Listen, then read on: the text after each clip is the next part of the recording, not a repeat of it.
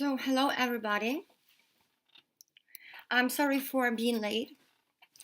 I'm sorry because I had some technical problems. I'm glad to see everybody today. So, let's start our lesson. Today we have a very interesting topic. And I guess we can start. So, today's topic is a mobile app.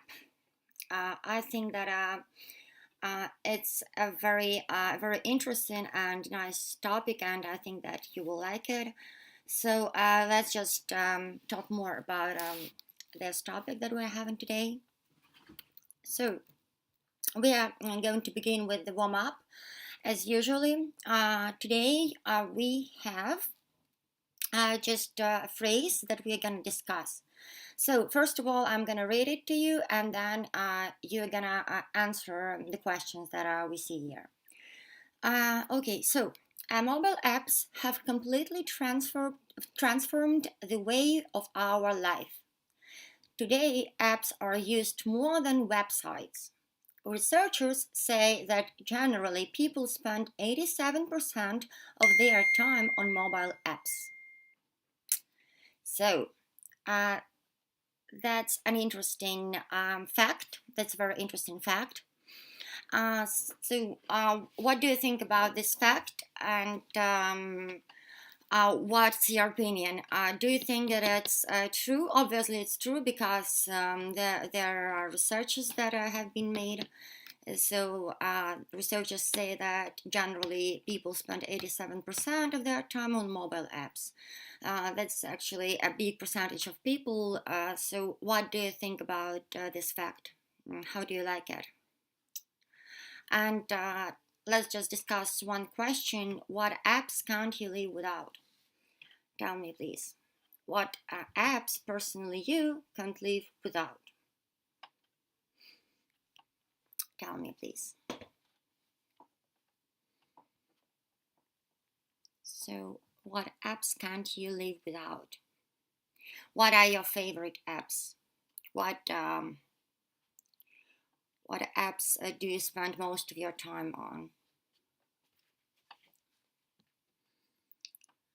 Okay, I have some problems with their internet on my phone, so I can't really check all the answers right now in the chat. So I hope that you are sharing your opinion.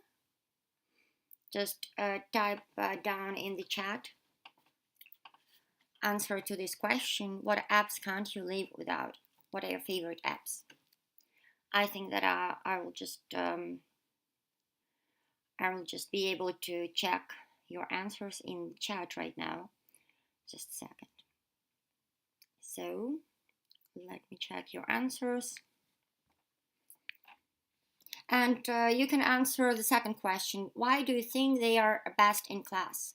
Best in class. It's an interesting expression, and so let's discuss it first of all, and then you will answer this question as well. So best in class, it means best among all of the things given in this group.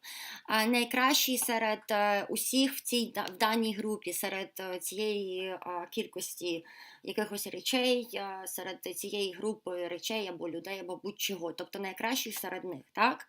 Best in class. Це в нас такий вираз, який пояснює кращий серед усіх, хто і присутній, так? So, why do you think they are best in class? So, чому ви думаєте, що саме ці додатки, вони є найкращими? Вони найкращими є серед інших додатків. Ось. So, I see your answers about the apps. Okay, thank you for your answers. I'm very thankful for your feedback. And what about the second question? Or why do you think they are best in class? Why do you think are these apps, why do you think they are the best? Why do you like them so much? Why do you like using them so much? Okay. There are a lot of apps here. You just wrote down a lot of apps in the chat. Okay, very nice. Thank you. There are really a lot of different apps that you like using, and that's obvious and that's predictable. Okay, good. So, good, thank you for your answers to the second question. Why do you think they are the best? We can find everything useful to find any information. Good, so thank you for your feedback. Thank you for your comments. And thank you for answering the questions. So let's move on. Okay, we're moving on straight to the vocabulary today. There is no second part of the warm-up. We're going to move on to the vocabulary. Good. So the first word for today is adaptive. Adaptive. Okay, so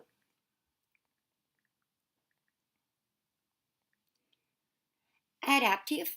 Let's read the definition to this word. It means having the ability or tendency to adapt to different situations. Having the ability or tendency to adapt to different situations. Тобто це той, який має здатність адаптуватись до різних ситуацій. Той, який може легко пристосовуватись, адаптуватись. Okay.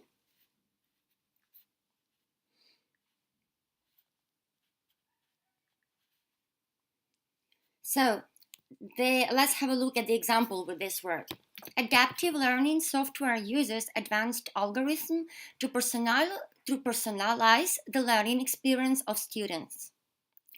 To personalize the learning experience of students. Adaptive learning software uses advanced algorithms to personalize the learning experience of students.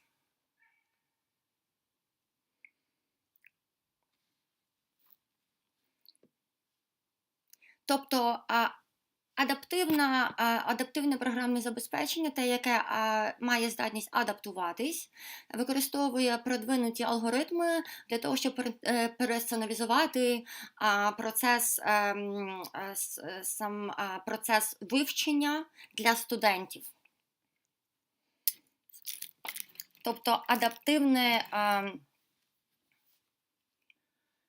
адаптивне програмне забезпечення використовує продвинуті алгоритми, щоб персоналізувати досвід навчання, вивчення чогось для студентів. Adaptive. Okay, so the next word. Let's move on to the next word. Back-end. Back-end. Are parts of a computer application or a program's code that allow it to operate and that cannot be accessed by a user. Are parts of a computer application or a program's code that allow it to operate and that cannot be accessed by a user.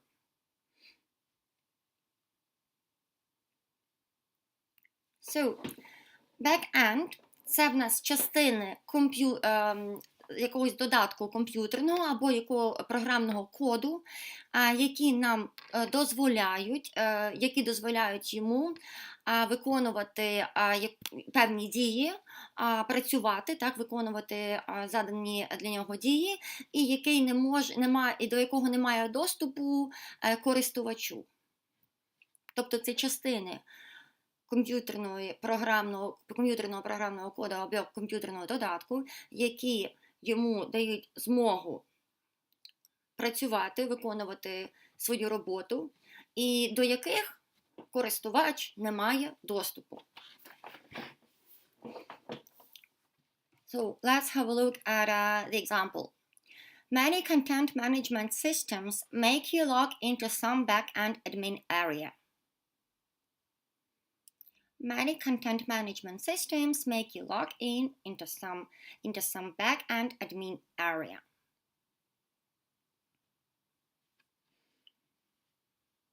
Тобто багато систем, які спеціалізуються по контент-менеджменту, змушують вас залогінитись в якусь частину, в якісь частини комп'ютера, до яких користувач не має доступу. До цієї back-end area. ось ці частинки або частина якогось додатку або комп'ютерного програмного коду, до яких немає доступу простий користувач. The next one, the next expression, actually that's the expression that we have discussed during the warm-up, and we can see it here now. So best in class.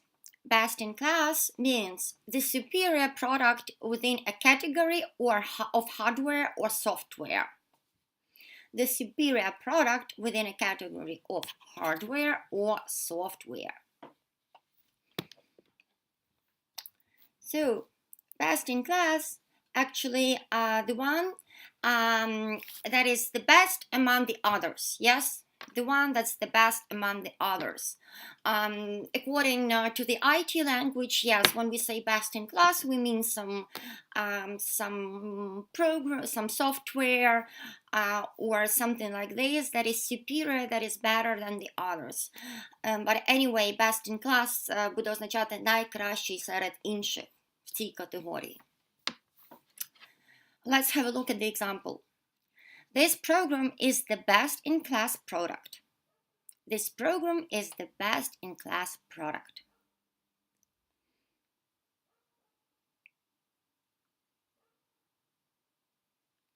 Ця програма є найкращою серед інших, тобто вона є найкращим продуктом. Ця програма є найкращим продуктом серед групи інших подібних їй продуктів, мається на увазі. Але вона є найкращою. Best in class. Okay, so we have just looked through three words: adaptive, back-end, and best in class. Yes, best in class. Here it's an adjective. Тут в нас best in class в ролі прикметника, тому воно не має ніякого артикля. Якщо хтось задається питанням, чому немає артикля біля best in class, це тобто найкращий в сенсі як прикметник, кращий серед інших. Кращих в своїй категорії в даній групі. Тобто саме в певній категорії, в якій він, яка йому належить цьому предмету. Okay, let's move on. Let's move on to the next part of the vocabulary, the next words. Okay. Concurrently. Concurrently. Concurrently means at the same time. So, concurrently перекладатиметься як одночасно. Одночасно з якимось іншим процесом. В один і той самий час. Concurrently. Якщо currently слово окремо буде перекладатися як в даний момент, то коли ми додаємо до нього приставку, concurrently буде вже перекладатись як одночасно, в той самий момент, в один і той же момент. Let's have a look at the example. Concurrently processing multiple requests is a key feature of modern information technology systems. Okay, so concurrently processing multiple requests. Тут в нас дане слово використовується в сенсі одночасне виконання декількох множинних запитів. Requests – це певні запити, які надходять в систему або до працівника.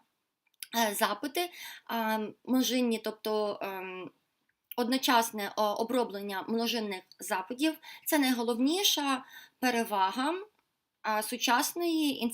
сучасної системи інформаційних технологій. Тобто це є найголовнішою рисою сучасних інформаційних технологічних систем. You can say, let's find some synonyms to the word concurrently. Давайте спробуємо знайти якісь синоніми до слова concurrently. For example, simultaneously, at the same time, yes?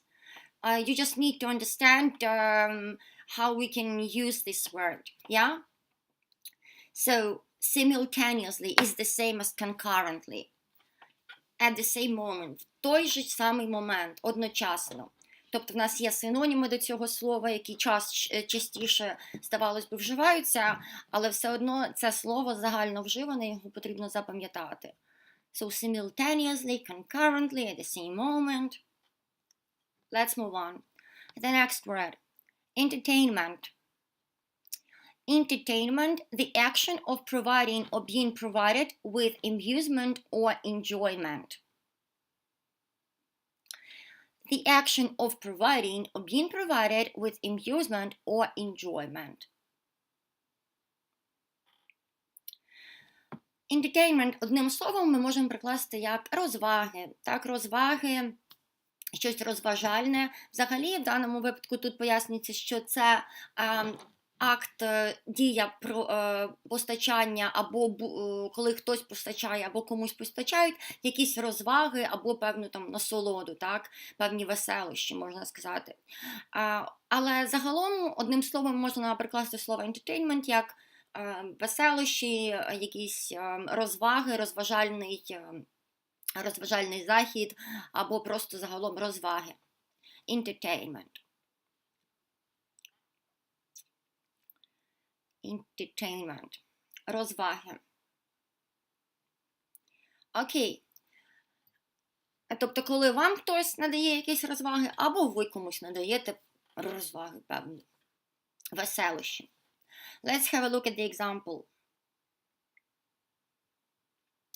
Information technology has revolutionized the entertainment industry, providing new ways to access and enjoy movies, music, and games. Entertainment, так, це розважальний контент, розвага просто. Які певні розваги, веселощі, розважальний контент. Тобто, information technology has revolutionized the entertainment industry, providing new ways to access and enjoy movies, music and games. Тобто, інформаційні технології провели революцію в індустрії розваг, даючи нові способи, новий доступ до фільмів, музики та ігор. Entertainment – розвага, розважальний контент.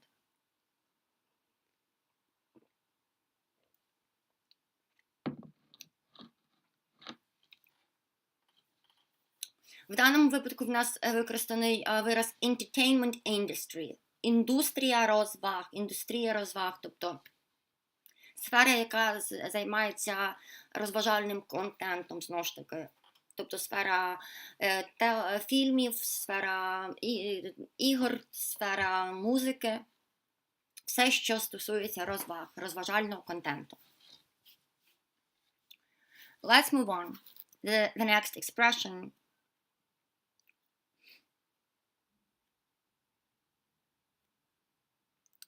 The next expression, front end. Front end. Front end, it includes all software or hardware that is part of a user interface. It includes all software or hardware that is part of a user interface. Okay, so front end, цей вираз буде в нас означати те, що включає в себе весь інтерфейс стосовно програмного забезпечення і є його частиною. Front end. Let's have a look at the example with this expression. Present adventure games have a very poor natural language front end. Present adventure games have a very poor natural language front end.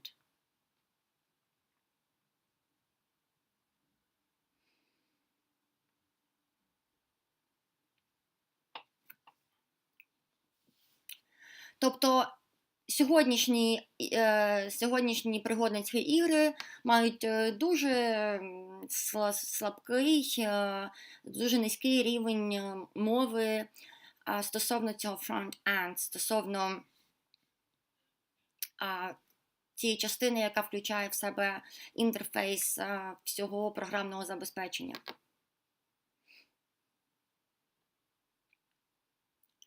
Okay, so concurrently, entertainment and front end. That's the words that we have just looked through. And I hope that you understand all these words. And there are no questions to these words. And let's move on. Let's move on to the next part. Okay. Good. So, the next expression. Incoming traffic. Incoming traffic. The amount of visitors or data entering a network, website, or online platform. The amount of visitors or data entering a network, website, or online platform.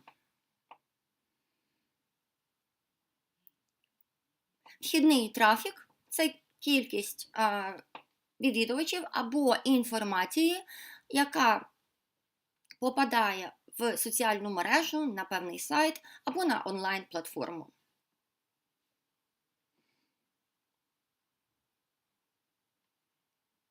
Incoming traffic.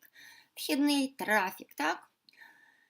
Я думаю, I think that a lot of people here know this expression, but anyway, we need to look through this expression and we need just to memorize it. The amount of visitors or data entering a network, website or online platform. Кількість відвідувачів, які попадають в соціальну мережу, на якийсь веб-сайт або на онлайн-платформу.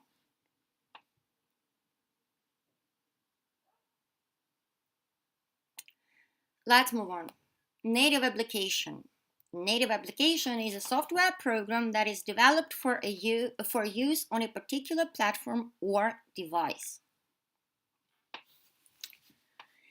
Native application is a software program that is developed for use on a particular platform or device.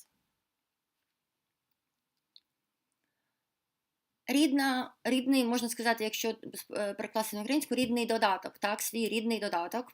Native – це той, який створив тебе, тобто ти рідний, так? Це в нас, як тут пояснюється, програмне забезпечення, яке було розроблено для того, щоб воно використовувалося конкретно на якійсь платформі або конкретно на якомусь девайсі. Тобто, саме програмне забезпечення, яке було розроблено конкретно для певного девайсу. Це є native application. So native application is a software program that was developed for use on a particular device. Yes? It was developed specifically and particularly for this device. Це програмне забезпечення, яке було розроблене абсолютно спеціально для цього конкретного девайсу. Yeah, for example, Android iOS. Android iOS is a software program that was developed specifically for Android. It won't go with the Apple. Yes, it was developed specifically for Android. Android iOS or нативний додаток. Так, нативний додаток.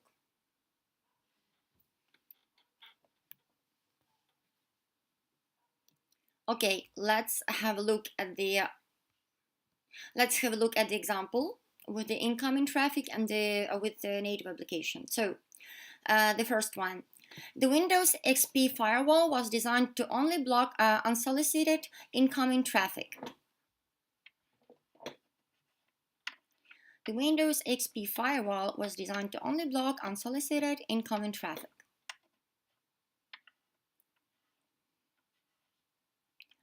Тобто Windows XP Firewall був розроблений тільки для того, щоб блокувати нерозпізнаний вхідний трафік.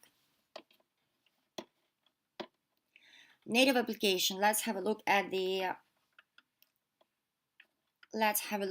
the example with the native application expression. So, the benefit of a native application is that it lives on your phone, is easy to access, and most apps don't always require an internet connection. The benefit of a native application is that it lives on your phone, is easy to access, and most apps don't always require an internet connection. Тобто перевага нативного додатку. Перевага нативного додатку – це те, що він живе на можна сказати так, живе на твоєму телефоні, до нього є легкий доступ, і більшість додатків, більшість цих нативних додатків, вони не завжди потребують, не завжди вимагають підключення до інтернету, з'єднання з інтернетом. Тобто головна перевага – це те, що є головна перевага нативного додатку, те, що він постійно встановлений на вашому телефоні, до нього легкий доступ, і він не потребує з'єднання, інтернет-з'єднання. The next expression. Project handover. Project handover.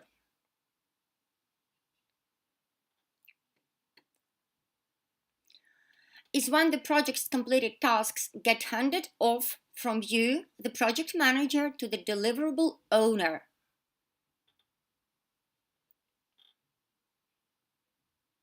Is when the project handover is when the project completed tasks get handed off from you, the project manager, to the deliverable owner. Тобто задача проекту. Тобто project handover – це коли в нас завершена робота, завершене завдання над певним проектом, воно здається вами, менеджером по проекту, до самому вже власнику. Коли ви здаєте це завершене завдання, завершений проект, самому вже суто власнику проекту. Передача проекту. Project handover.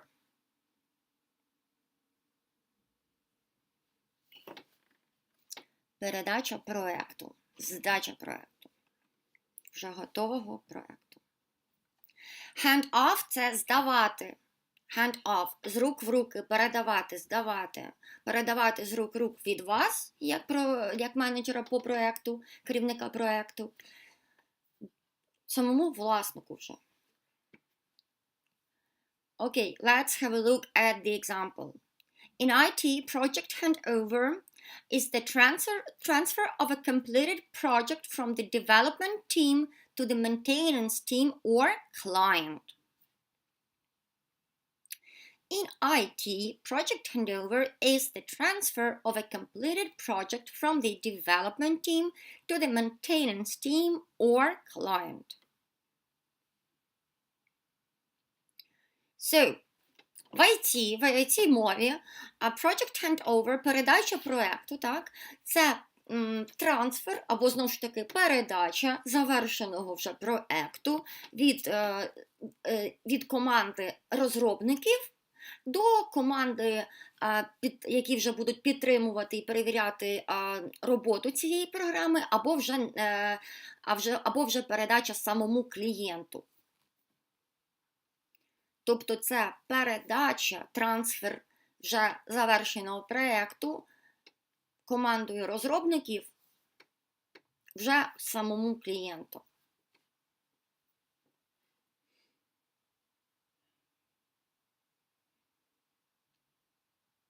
Maintenance team or client. Okay. I hope there are no questions to these expressions, to these words. Hope everything's clear. Let's move on. The next words. The next part of the words. So, perception. Perception. The ability to see, hear, or become aware of something through the senses. The ability to see, hear, or become aware of something through the senses. Одним словом, українською мовою, Perception можна перекласти як сприйняття. Але тут добре, що у нас є пояснення, тому що сприйняття може бути різним. Тобто, сприйняття в нас може бути очами, ми можемо щось бачити, може бути сприйняття на слух, так? Може бути сприйняття на слух, може бути зорове сприйняття, може бути сприйняття на слух, а може бути просто абстрактно сказано, що ми сприймаємо якусь інформацію, так? Або абстрактне сприйняття певної інформації.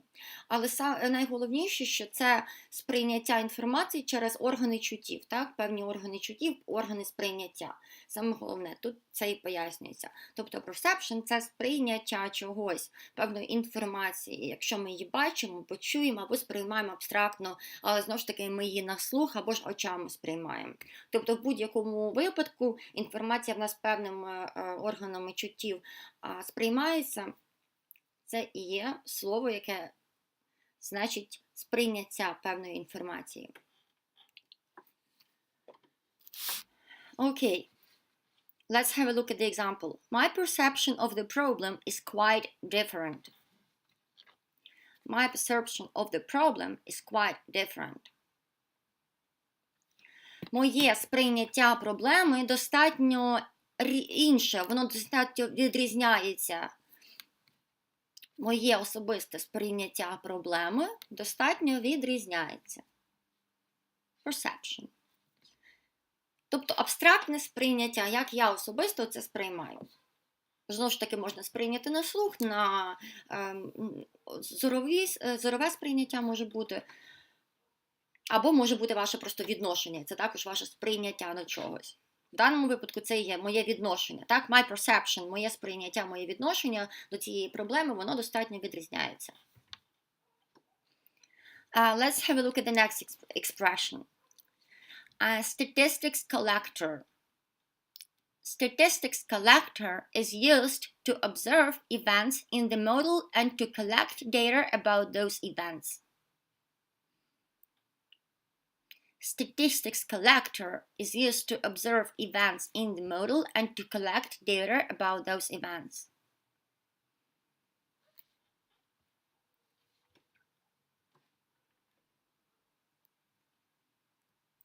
Тобто людина, яка збирає статистику, collector – це та людина, яка щось збирає, statistics collector – людина, яка збирає статистику.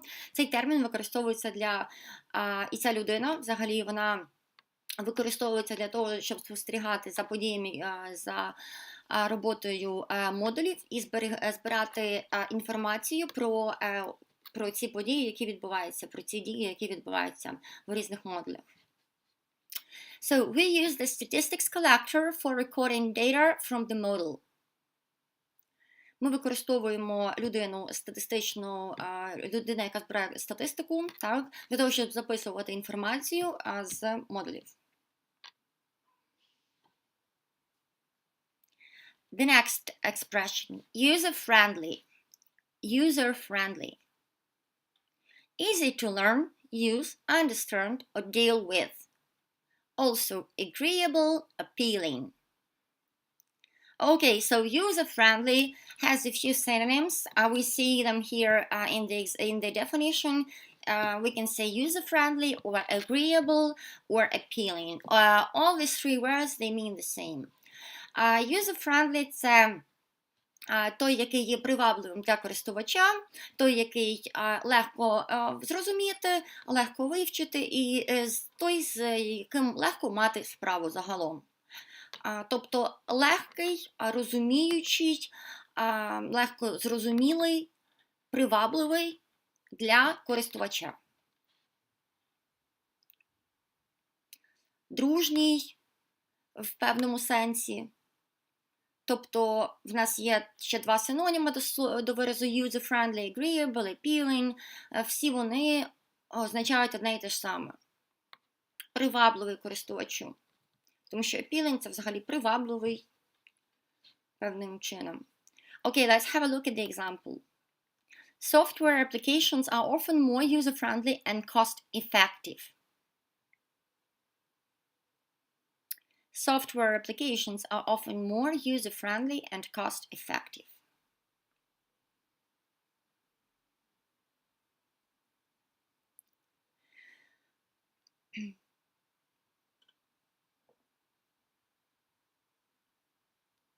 Тобто додатки, які зачасту є більш привабливими, більш зручними для користувача і більш матеріально ефективними, матеріально вигідними, так? Вигідними по вартості. Cost effective – це той, який є вигідним по вартості.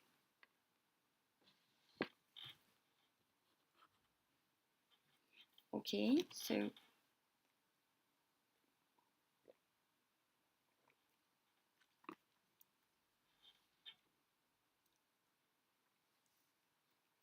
let's move on. Very nice. We're gonna talk about different apps, about kinds of web apps that exist. So, in general,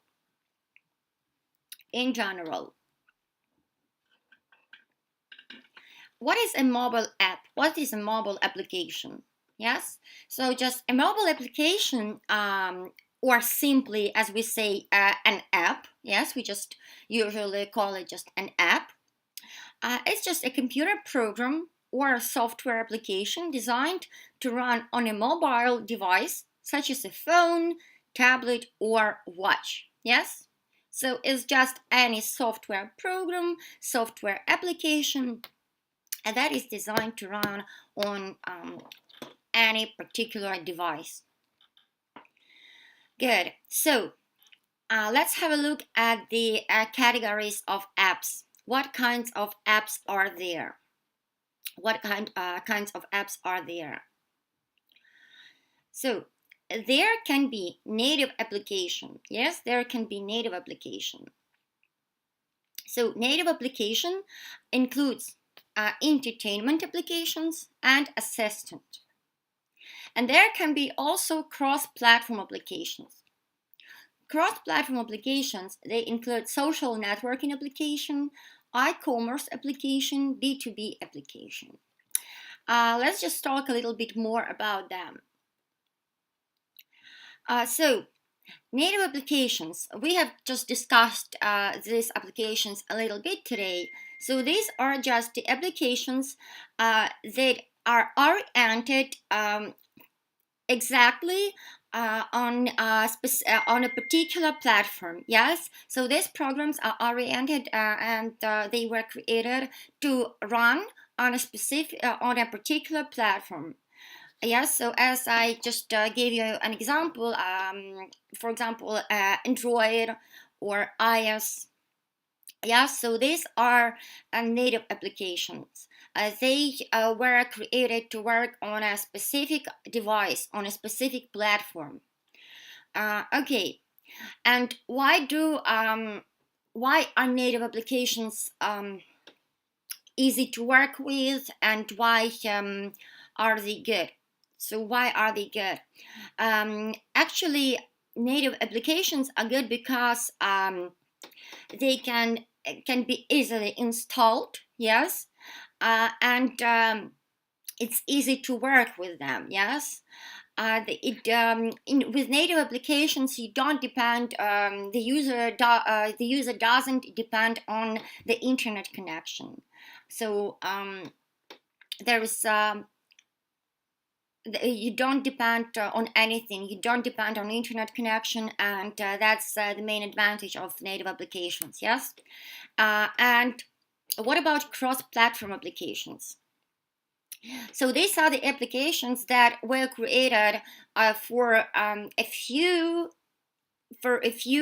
apps, for a few softwares, for a few platforms at the same time. Yes, they were created not just for one platform, not just for one software. They were created for a few platforms, and these applications, they can work at a few platforms at the same time. Yeah. So that's the main difference between the native application and the cross-platform application.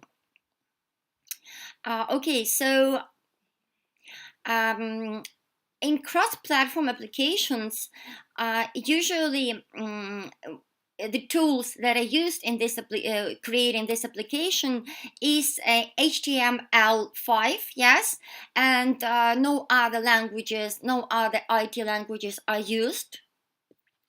So the main language that is used in cross-platform applications is HTML5. And that's also the difference between the native application.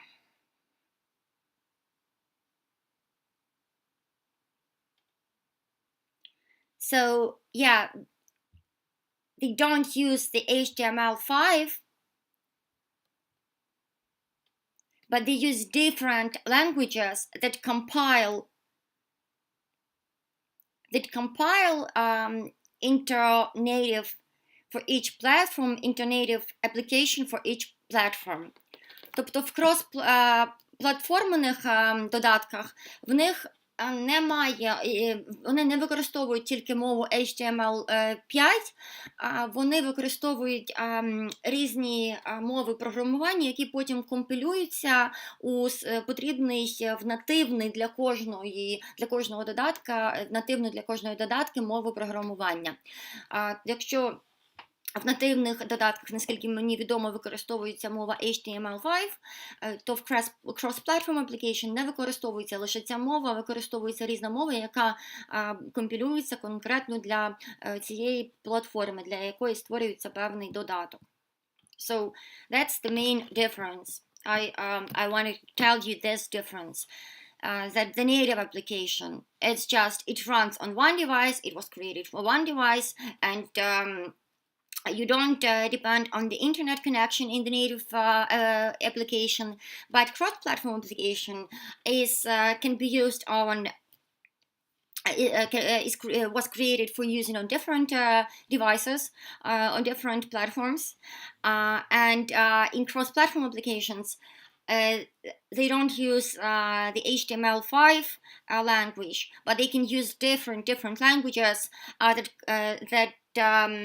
later are compiled into the language that is needed for this specific platform, for this specific application. Let's have a look at the examples with the expressions, with the words, and with new definitions that we have here. Okay, so web applications are described as cross-platform because they are accessible from any of various web browsers within different operating systems. Web applications are described as cross-platform because they are accessible from any of various web browsers within different operating systems. Тобто додатки описуються як крос-платформені, тому що до них є доступ з різних веб-браузерів в межах різних оперативних систем. The next sentence, let's have a look at the next sentence. For example, a cross-platform application may run on Microsoft Windows, Linux, and Mac OS. So, application may run on Microsoft Windows, Linux, and Mac OS.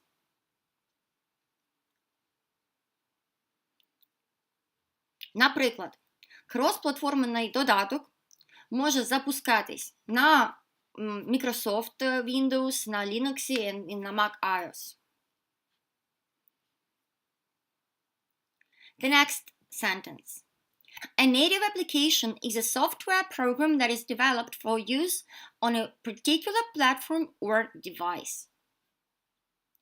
Нативний додаток – це програмне забезпечення, яке було розроблене для використання на якійсь конкретній платформі або на якомусь конкретному девайсі, на якомусь конкретному пристрої.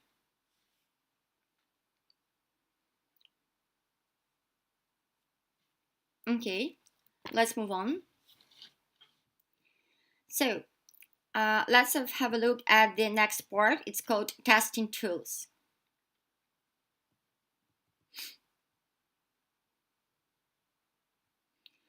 It's called testing tools. So we're going to talk about testing tools right now. So emulators. First, emulators. What are the emulators? What is what does it mean? Yeah.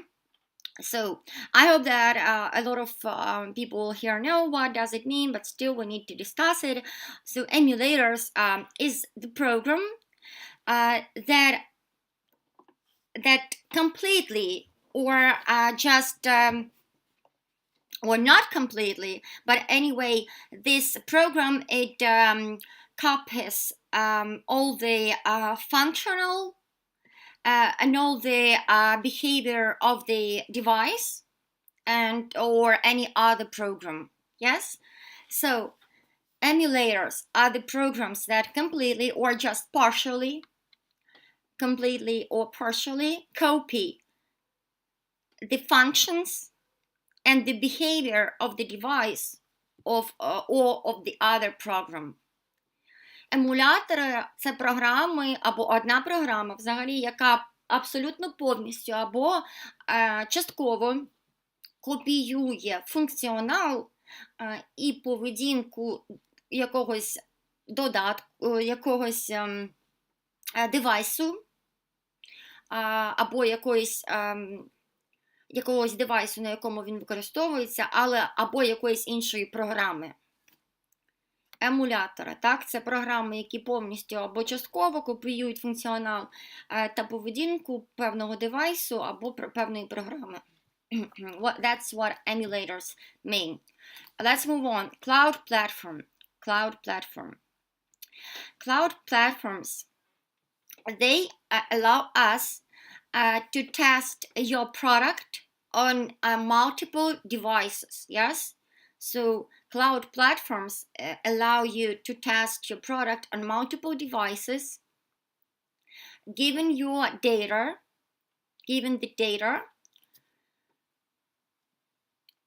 data about the testing to the developer, yes? So, тобто cloud platforms, облачні платформи, вони нам дають змогу протестувати свій продукт на безлічі інших продуктів і передаючи дані про це тестування самому розробнику. So that's what cloud platforms mean. They let us test your product on multiple different devices and give the information about the testing to the developer. The next one, automated test scripts. Automated test scripts. So, automated test scripts. They help us perform a test when on the screen without analyzing the screen or any elements of the interface. Usually, such a performance is held by making some moves on the screen. Yes, that's how this analyzing usually is performed. Or the second option, what automated test scripts help us with. So they also help us to perform a test with the help of the interfaces of this app. And in the test, there should be all the forms, all the buttons, and all the text boxes. There should be signs for these text boxes and all the other visual part. Тобто, автоматизоване виконання скриптових тестів є два варіанти, так, коли воно використовується. Воно використовується в тих випадках, коли в нас відбувається перевірка тесту за допомогою звернення до екрану, не аналізуючи сам екран і якісь елементи інтерфейсу. Так? Загалом, зазвичай, такий перформанс, таке воспроизведення, воно в нас відбувається через координати жестів на екрані. Ось. Або другий варіант, значить, цих автоматизованих скриптових тестів. Значить, також вони в нас використовуються в тих випадках, коли ми хочемо перевірити тест тим, що ми обращаємось к елементам інтерфейсу цього додатку, так? І в цьому тесті повинні бути вказані мітки для різних форм, кнопок, текстбоксів і іншої візуальної начинки, так? Візуальної частини. Окей. And the next one, load testing. Load testing, нагрузочні, навантажені тести, load testing. So, load testing is used to load the website or the platform with the huge amount of incoming traffic, yes? So, load testing is used for loading the platform with the big amount of incoming traffic. Тобто ці навантажувальні тести, вони використовуються для навантаження сервера, навантаження платформи величезною кількістю вхідного трафіку, так? Тобто the tester creates the script, then he launches it on a device, and a special program, it just takes this traffic and it imitates some requests to the server, to the platform, with the similar information, but from thousands or millions of devices at the same time, yes? So it imitates a request given with the similar information, yes? But not from just one person or one device, but from thousands or millions of devices at the same time. Тобто тестувальник створює певний скрипт, запускає його на девайсі, і спеціальна програма перехватує цей трафік і імітує якісь запити до сервера з подібною інформацією, але не від одного девайсу, не від двох, а від тисячі, мільйонів різних девайсів одночасно. Okay, what about the next one? Monkey testing. So maybe someone who wants to share their opinion, you can just share it in the comments. So what about monkey testing? What can you see? Monkey testing. So monkey testing, it generates just random actions of the user. Yes, so a monkey testing generates some random actions of the user. It helps us to test and to make the settings with the chaos and in the interval between the events. Yes, it makes us make the correct interval between the events, and it makes us test, it lets us and it helps us test random actions of the user. It makes us test random actions of a user and to test the ability of this program to cope with the huge amount of requests, of incoming requests. Тобто monkey-testing, він нас генерує якісь псевдовипадкові дії користувача, і таким чином він нам дозволяє налаштувати хаотичність, певну хаотичність в запитах і інтервал між запитами, між подіями. Okay, and the last part from here, statistics collectors. Statistics collectors. Люди, які збирають статистику. So, it's very useful to find out how the users work with your app. What functions are the most in demand? What buttons? Oh, I'm sorry. Just a second.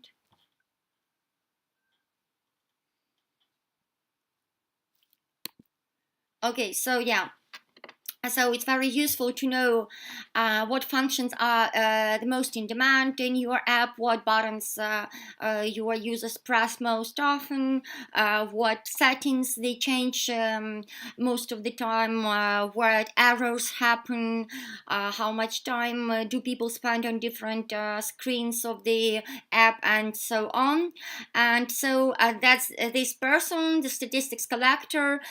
This person takes takes notes about all this information and collects data about this information, and then analyzes all this information that he found out.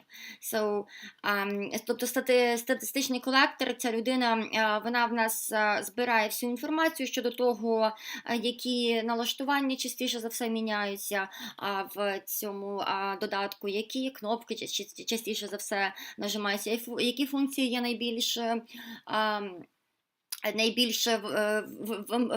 які функції є найбільш вибагливими, які функції люди використовують частіше, скільки часу люди проводять з тією або іншою частиною додатку. Ось цим і займається людина, яка збирає всю цю інформацію. So let's have a look at the examples with these titles, with the examples of the professions and titles that are involved in testing. So let's have a look at the examples. An emulator is hardware or software that enables one computer system to behave like another computer system. Тобто емулятор – це програмне забезпечення, завдяки якому одна комп'ютерна система веде себе як інша комп'ютерна система. Це є в нас емулятор. Load testing generally refers to the practice of modeling the expected usage of a software program by simulating multiple users accessing the program concurrently.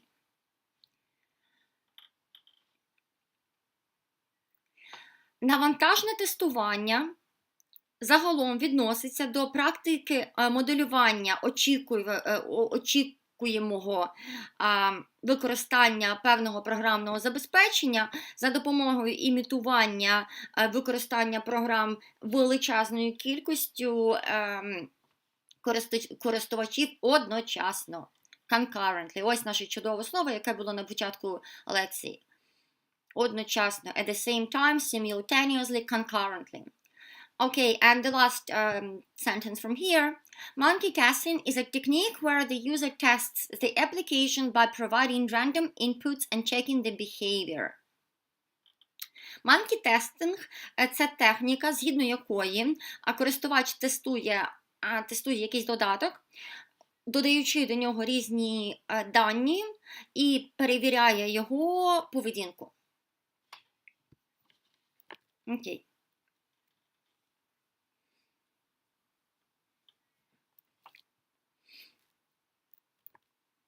So, we've just looked through the people who are in charge of testing the apps. These are very important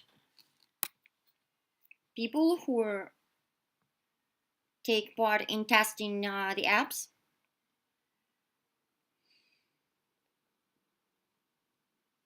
Okay. So let's move on. Let's quickly have a look at the grammar part because I was late today and we will just spend a little more time. Now just 5 more minutes and we are over. So let's have a look at the grammar part. I just want to have a look at it and okay.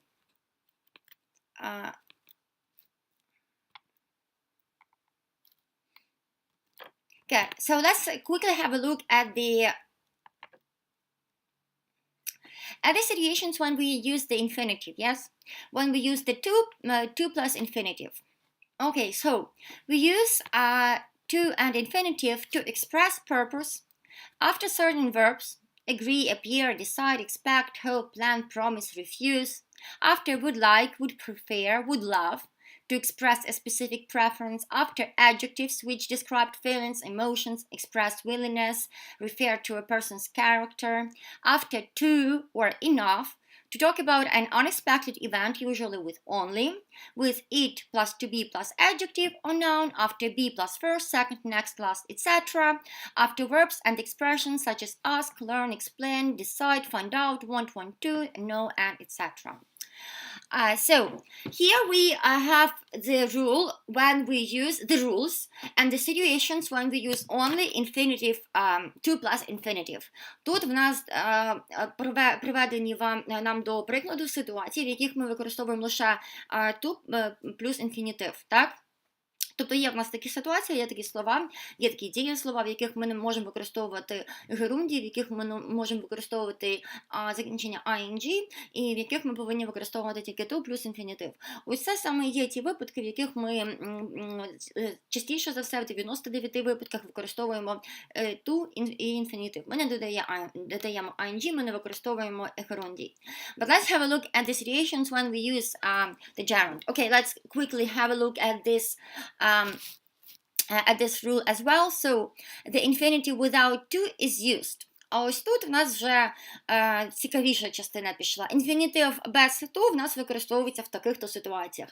Ось попередня сторіночка, the previous page was explained when we must use to plus infinitive, yes?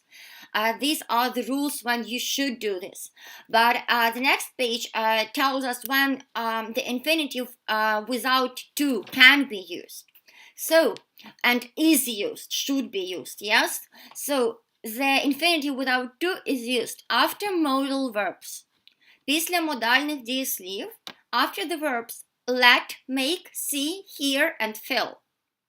Після таких дієслів, як давай, змусити когось, побачити, почути, відчути. Ось. Після цих слів ми не використовуємо ніколи інфінітив плюс to. But we use the to infinitive after be made, be heard, be seen, etc. Passive form. Але такий важливий момент. Ми все-таки використовуємо в певних виключеннях to infinitive після be made, бути заставленим щось зробити, be heard, бути почутим, be seen, бути побаченим, тобто в пасивній формі. Тоді в нас є випадки, коли ми використовуємо після to інфінітив, навіть якщо по правилу після цього слова не може йти інфінітив і to. Але є такі випадки, ось вони написані. Це коли в нас є пасив. Note, when see, hear and watch are followed by an ing form, there is no change in the passive. Тобто, коли see, hear and watch, коли після них йде ing, немає ніяких змін в пасиві. After had better and would rather, help can be followed by either to infinitive or the infinitive without to.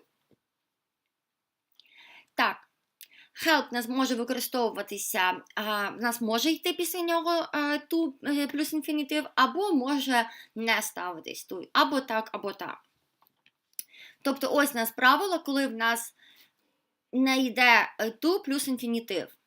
After modal verbs and after the verbs let, make, see, hear and feel. І ось виключення, коли ми все-таки можемо після цих слів використовувати to плюс інфінітив, це пасивна форма. I'm pleased to tell you that your application for the post of assistant editor has been successful. I'm pleased to tell you. Тобто тут в нас I'm pleased to tell you. Де в нас тут infinitive? To tell you, так? Сказати тобі. Тут в нас стоїть to плюс infinitive. When our customers have a problem, we help them to get things working again. When our customers have a problem, we help them to get things working again. Тут в нас також стоїть infinitive. Ми допомагаємо їм, тобто тут в нас стоїть help, після нього ми тільки що з вами читали, що після help може стояти, як ми можемо ставити або не ставити тут, це на ваш вибір. Тобто help – це таке слово, що воно може стояти як to get, або просто we help them get things working again. Є два варіанти, ви можете або так сказати, це на ваш вибір. Саме після слова help. Okay, and let's quickly have a look at the sentences and at the situations when we don't use the infinitive, when we use the gerund. When we use the gerund, the ing form. Давайте подивимося на ситуацію, коли ми використовуємо gerund і коли ми не використовуємо infinitive. So the ing form is used as a noun after certain verbs admit, appreciate, avoid, confess, after love, like, enjoy, prefer. But for specific would prefer, would love, we use a to-infinitive. Окей.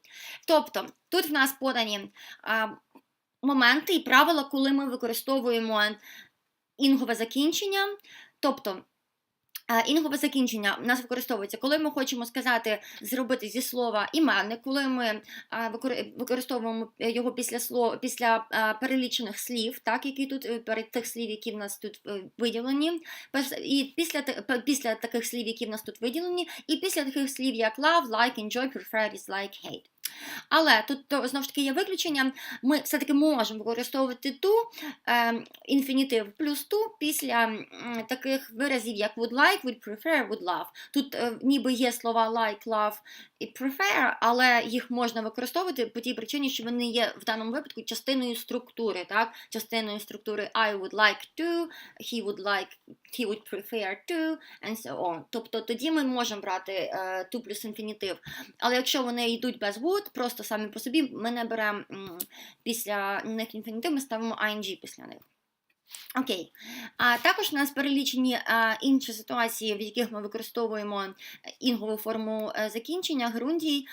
Наприклад, after expressions such as be busy, is not used, it's not good, it's not worth, after spend, waste, lose, after the preposition to with verbs and expressions such as look forward to, be used to, in addition to, after other prepositions, after the verbs hear, listen to, notice, see, watch, feel, to describe an incomplete action. But we use the infinitive without to, with hear, listen to, notice, see, watch, and feel to describe the complete action. Окей. Тут у нас достатньо складна тема, на неї варто було відвести більше часу, але, на жаль, у нас не так багато часу залишилось на неї сьогодні на занятті. Тому, будь ласка, перегляньте після заняття обов'язково ситуації, в яких ми обов'язково використовуємо інгове закінчення, в яких ми не використовуємо інфінітив плюс to після дієслова. Ось ці ситуації. Я думаю, що тут не буде проблем з перекладом, я просто не хочу витрачати зараз час на переклад кожного правила, кожної ситуації. Давайте подивимось виключення. But we use the infinitive without to, with hear, listen to, notice, see, watch and feel to describe the complete action. Так? В нас тут є ще така сносочка, що ми використовуємо інфінітив без to з такими словами, як hear, listen to, notice, see, watch, feel, щоб описати якусь вже завершену дію. Так. І найголовніше, чому ми взагалі до цієї теми прийшли, потрібно було з цього спочатку вам розповісти, що в нас від того додаємо ми інгове закінчення, чи беремо просто дієслово з to, міняється значення цього дієслова, так?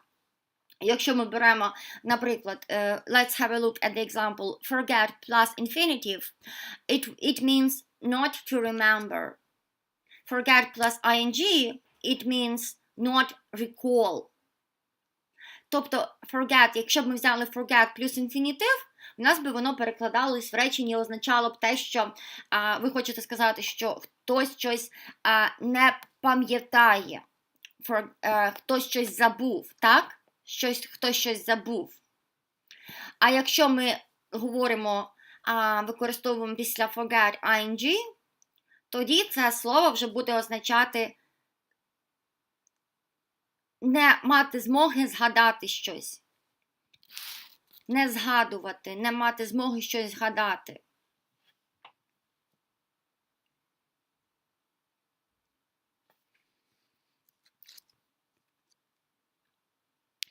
Далі, якщо ми візьмемо remember plus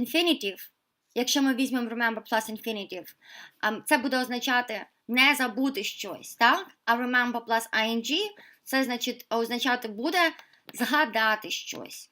Згадати щось. Окей. Тут в нас ще є різні випадки, коли в нас з інфінітивом дієслово має одне значення, а з герундієм, інговим закінченням зовсім інше значення. Ось.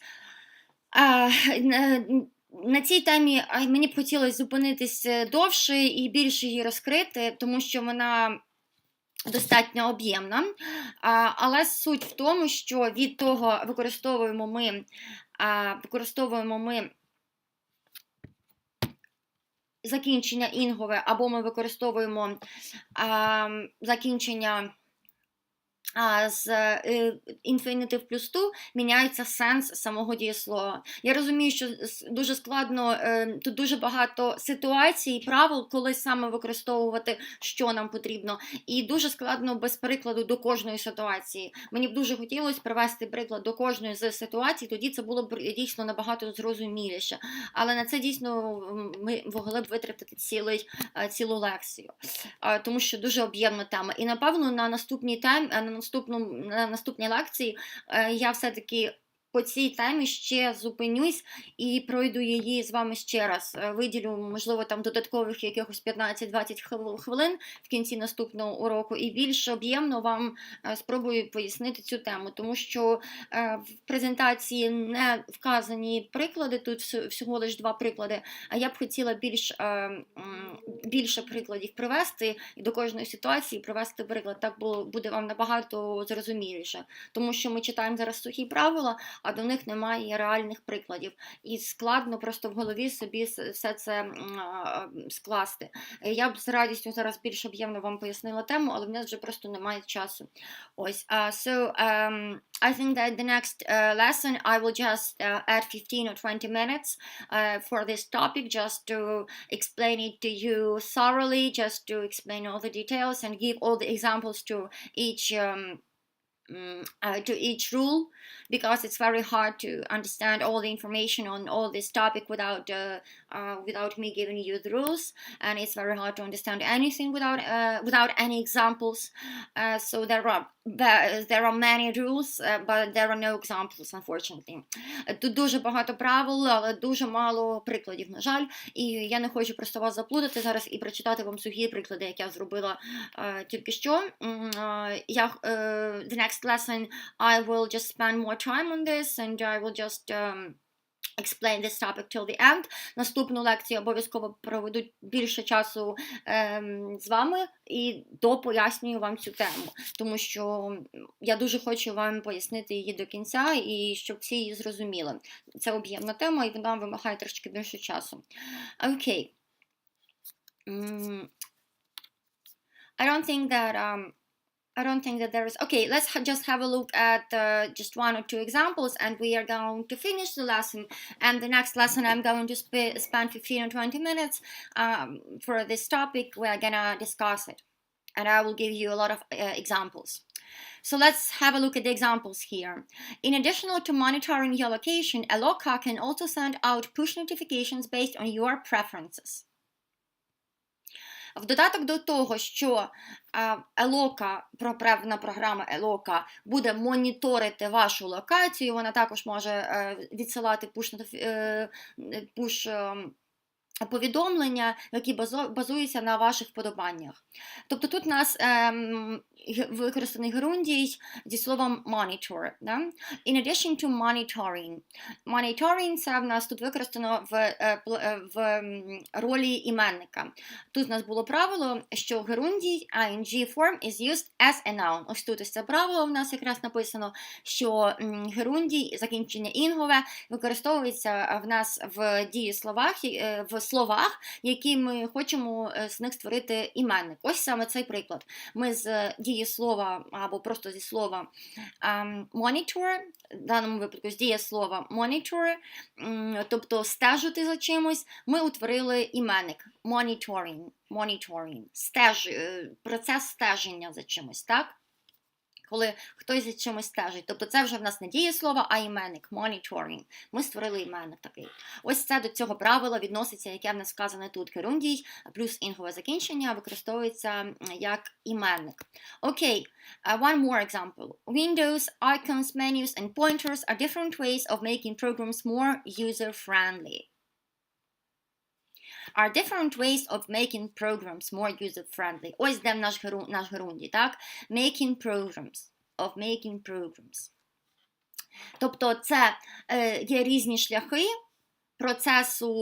того процесу, щоб зробити програми більш привабливими для користувачів.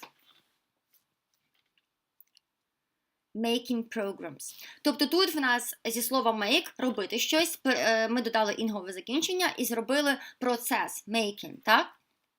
Making. I just want to find the rule for this word. I'm not sure that I will find it so quickly. Тобто тут, дивіться, в нас ми додали до make інгове закінчення і утворили слово making, і утворили дієслово з інговим закінченням, і завдяки тому, що ми додали інгове закінчення до дієслова інг, ми показали, що це саме процес створення, так? Програм. Процес того, що програми робляться такими-то або такими-то. В даному випадку більш user-friendly. You need to upgrade your hard drive to 4 megabytes before running this software. Тут в нас герундій стоїть після слова run. Before running this software. Перед тим, як запустити. Так, запустити – це програмне забезпечення. Тобто, знов ж таки, перед запуском ми тут створили з дієслова run, ми зробили з нього іменник. Знову ж таки, повертаємось до правила, яке в нас тут було подане. The ing form is used as a noun, як іменник, так? Ми тут з дієслова run біг, то утворили іменник біг, так? Або в даному випадку запуск.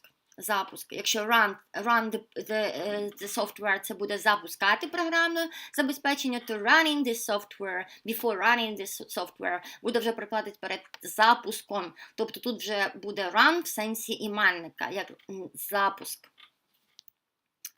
Окей. That's actually everything for today. I promise you that the next lesson we will discuss the grammar topic in more details. I will just prepare more examples for you, and it will be easier for you to understand this topic completely. And I will try to make it as clear as I can. So thank you for today's lesson. I hope that you just liked it. It was a little bit. It was a long lesson, but anyway, thank you for your attention, thank you for your feedback, and I will see you the next lesson. So have a good evening.